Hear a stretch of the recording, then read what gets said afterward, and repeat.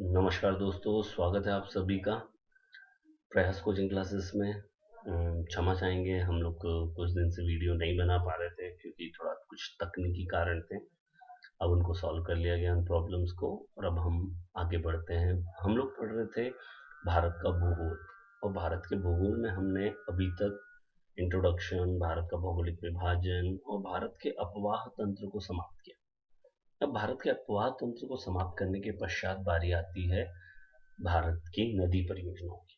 तो आइए हम एक एक नदी तंत्र को, जिस तरह से हमने लिया था उसी प्रकार हम एक एक करके सभी नदी तंत्र की प्रमुख परियोजनाओं पर विशेष ध्यान देंगे। तो सबसे पहले हम बात करते हैं ब्रह्मपुत्र नदी तंत्र की। तो ब्रह्मपुत्र नदी तंत्र में हम सबसे पहले लेंगे आपकी सतलज नदी पर बने हमारे भारत के सबसे बड़े बांधों में से एक भाखड़ा नांगल। भाखड़ा नांगल बांध बहुत ज्यादा इंपॉर्टेंट है। चाहे आप उसे जवाहरलाल क्या बोलते हैं, आप उसे इंदिरा गांधी नहर के लिए याद करें, चाहे आप उसे गोविंद सागर झील के लिए याद करें, सभी मायनों में भाखड़ा नांगल बांध बहुत इंपॉर्टेंट है।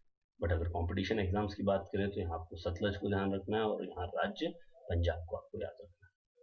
अगला हम बात करते हैं हमारे अगली परियोजना की, जो है तुलबुल परियोजना। तुलबुल परियोजना झेलम नदी जम्मू कश्मीर राज्य में स्थित है। आपको राज्य भी ध्यान रखना है और आपको नदी का नाम तो स्पेशली ध्यान रखना है। तुलबुल परियोजना के पश्चात हम आगे बढ़ते हैं चिनाब नदी पर हमारी दुलहस्ती परियोजना की। आपको अगेन याद रखना है, जम्मू कश्मीर पर चिनाब नदी पर कौन सी परियोजना है? दुलहस्ती परियोजना। नेक्स्ट अगर हम बात करें तो वो है हमारी रावी नदी पर स्थित रणजीत सागर या थीम परियोजना। इस प्रकार भारत के नजरिए से सिंधु नदी तंत्र बहुत ही ज्यादा महत्वपूर्ण हो जाता है। अब हम देखते हैं गंगा नदी तंत्र को। गंगा नदी तंत्र पर भारत के कौन कौन से प्रमुख बांध स्थित हैं? तो अगर हम बात करें, सबसे पहले गंगा नदी के उद्गम स्थल के पास ही आपको मिलेगा टिहरी बांध उत्तराखंड में। टिहरी बांध बहुत सारी चीजों के लिए महत्वपूर्ण है। यह सबसे पहले तो भारत का सबसे ऊंचा बांध है। इसकी नदी की अगर हम बात करें तो अगर आपको गंगा ऑप्शन नहीं आता है तो आपका ऑप्शन आएगा भागीरथी और भिलंगाना। तो प्लीज इस पर बहुत ज्यादा नजर बनाए रखें। यह आपको चिपको आंदोलन सुंदरलाल बहुगुणा से भी संबंध स्थापित करता है। आगे हम बढ़ते हैं, टिहरी बांध से हटकर हम पहुंचते हैं दुर्गा बैराज परियोजना पर। दुर्गा बैराज परियोजना भारत की स्वतंत्र भारत की पहली परियोजनाओं में से एक है। यह दामोदर नदी पर ही पश्चिम बंगाल में स्थित है। अगला अगर हम बात करें तो पश्चिम बंगाल की ही दूसरी परियोजना यहाँ पर आपको मिलेगी फरक्का बैराज परियोजना। फरक्का बैराज परियोजना आपकी जम्मू कश्मीर पश्चिम बंगाल पर हुगली नदी पर स्थित परियोजना है। ये दोनों ही बहुत ज्यादा आता है, फरक्का बैराज और आपका दुर्गा बैराज। तो प्लीज इन दोनों नदियों को आपको याद रखना है। इस प्रकार गंगा नदी तंत्र हमारे लिए बहुत ही ज्यादा महत्वपूर्ण है। अब हम बात करते हैं अपने पश्चिम की ओर अरब सागर में जाने वाली नदियों की। तो इसमें हम सबसे पहले देखते हैं माही नदी, जिस पर गुजरात में जमनालाल बजाज परियोजना स्थित है। ये आपको बहुत ज्यादा याद रखना है, बहुत ज्यादा पेपर्स में भी आता है।